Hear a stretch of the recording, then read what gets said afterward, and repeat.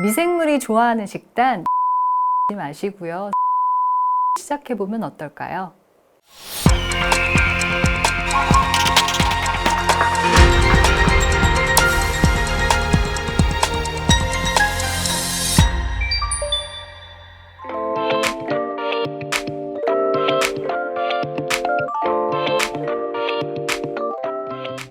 코로나19 장기화로 집에 머무는 시간이 늘어나면서 그 어느 때보다 면역에 대한 관심이 높아지고 있는데요.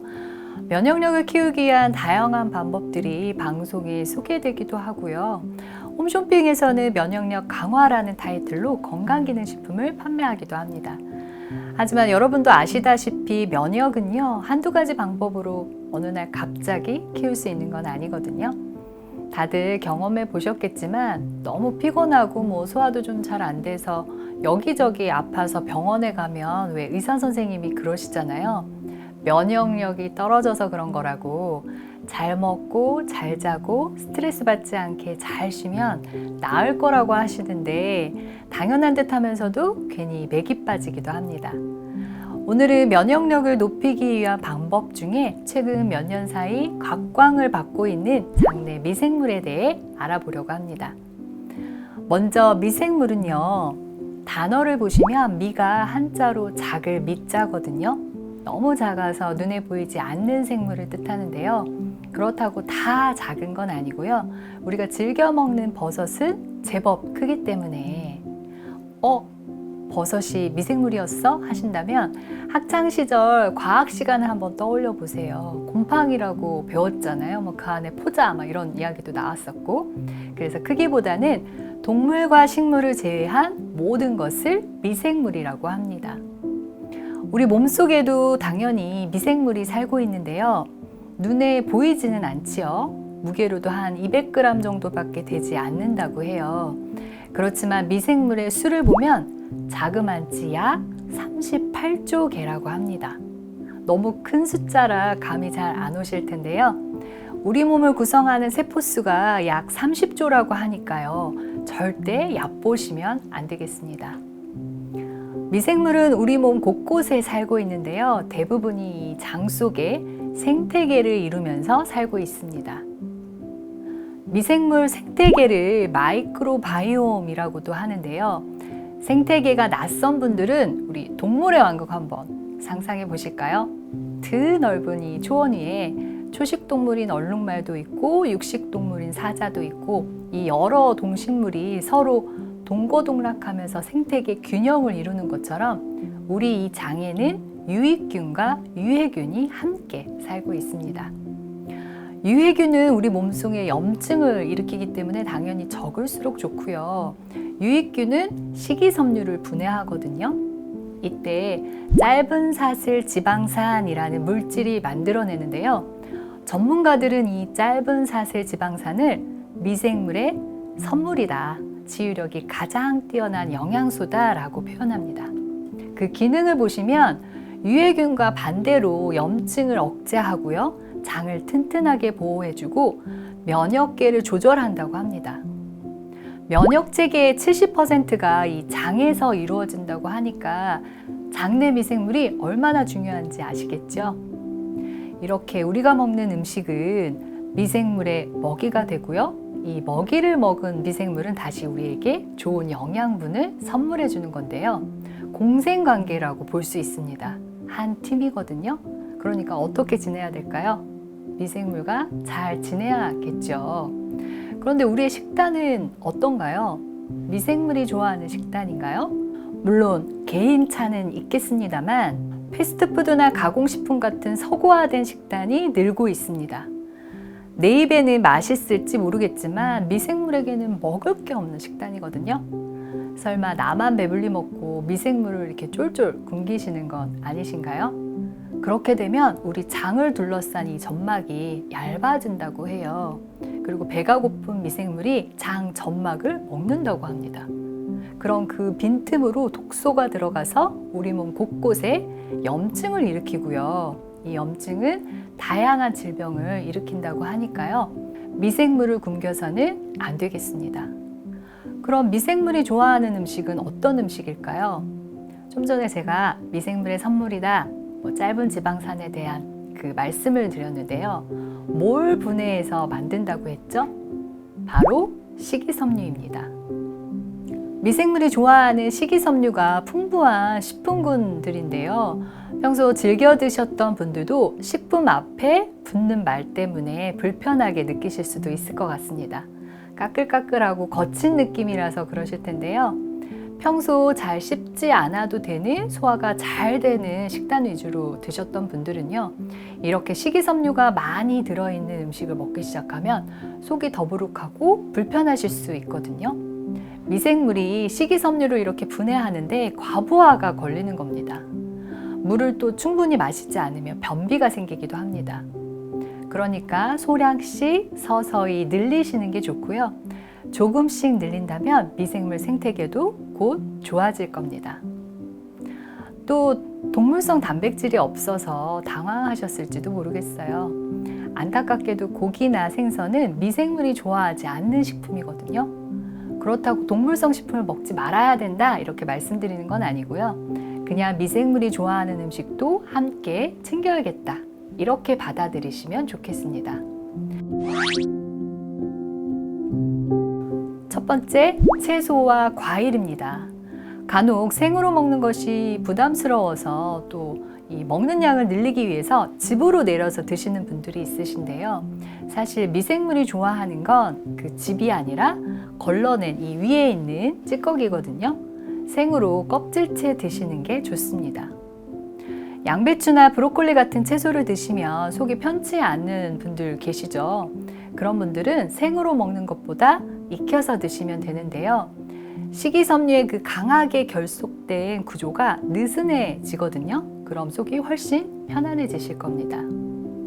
흔히 채소나 과일하면 비타민, 무기질 이렇게 떠오르고요.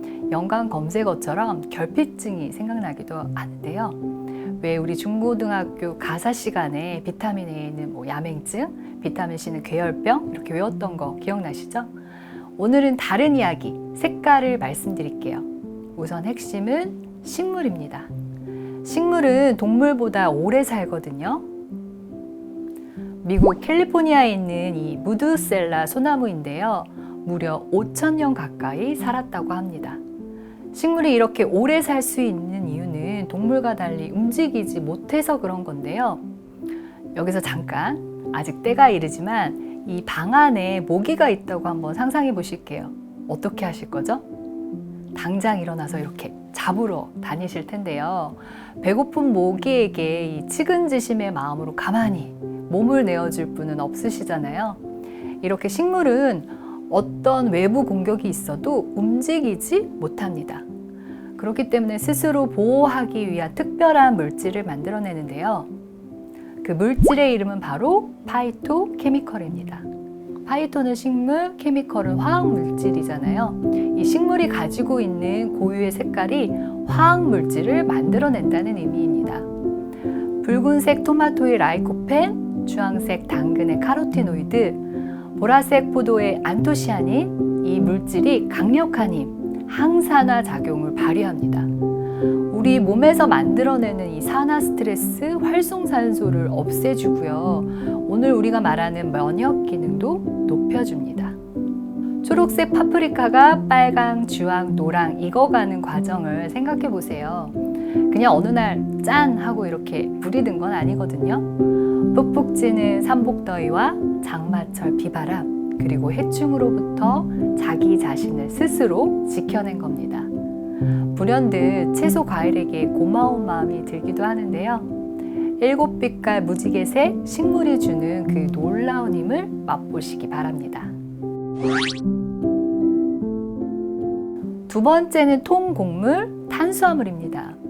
몇 년 전부터 저탄고지 식사요법이 등장하면서 탄수화물에 대해 이렇게 좋지 않은 시각들이 있는데요. 그러다 보니까 정작 우리 몸에 필요한 밥은 먹지 않으면서 과자나 과일 주스는 먹는 분들이 있더라고요. 탄수화물 분명 우리에게 필요한 영양소입니다. 에너지 효율이 좋은 그야말로 가성비와 가심비를 동시에 갖춘 식품들이 많거든요. 앞서 말씀드린 과자나 과일 주스 안에 들어있는 설탕이나 액상과당은요, 단순당이라고 해서 탄수화물이지만 우리 몸에 좋지 않은 탄수화물이고요. 미생물은 어떨까요? 미생물도 좋아하지 않는 탄수화물입니다. 반면에 밥, 떡, 감자, 고구마는요, 복합당이라고 하는데요.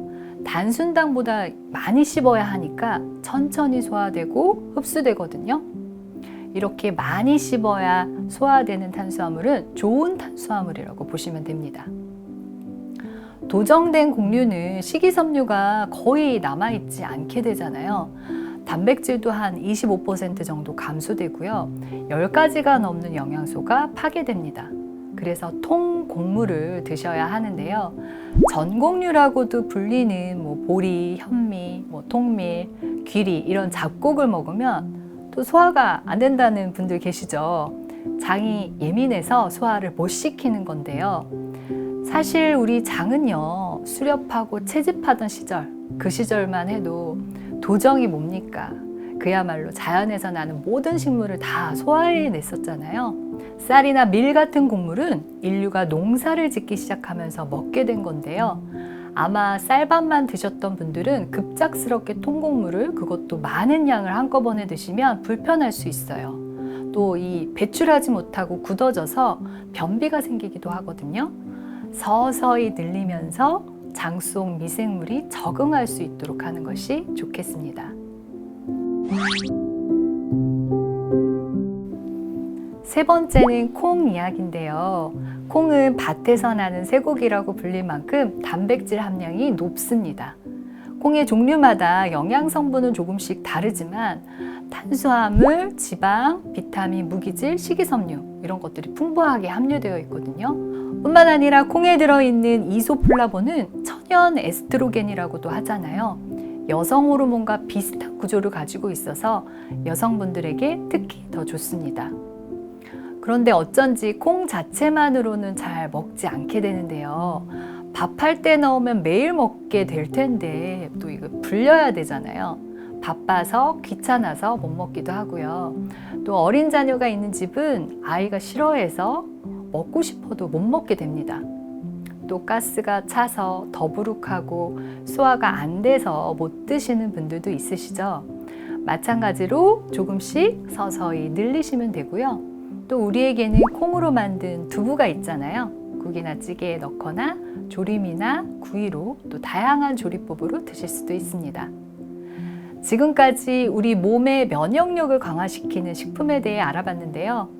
바쁜 일상을 지내다 보면 장내 미생물까지 챙기는 것이 스트레스로 다가올 수 있어요. 그럴 때는 헬시 플레저를 떠올려 보세요. 서울대 소비트렌드 분석센터에서 바라본 2022년 10대 트렌드 중에 하나의 키워드인데요. 건강을 즐겁게 관리한다는 뜻입니다. 비건을 실천하는 MZ세대가 늘고 있어요. 이 엄격한 비건 대신에 특정한 요일이나 끼니에만 비건을 실천하면서 의미와 성취감을 함께 찾아간다고 합니다. 그야말로 건강을 즐겁게 실천하는 건데요. 우리도 미생물이 좋아하는 식단, 욕심내지 마시고요. 선택적으로 시작해보면 어떨까요? 여러분의 건강관리도 즐거웠으면 좋겠습니다.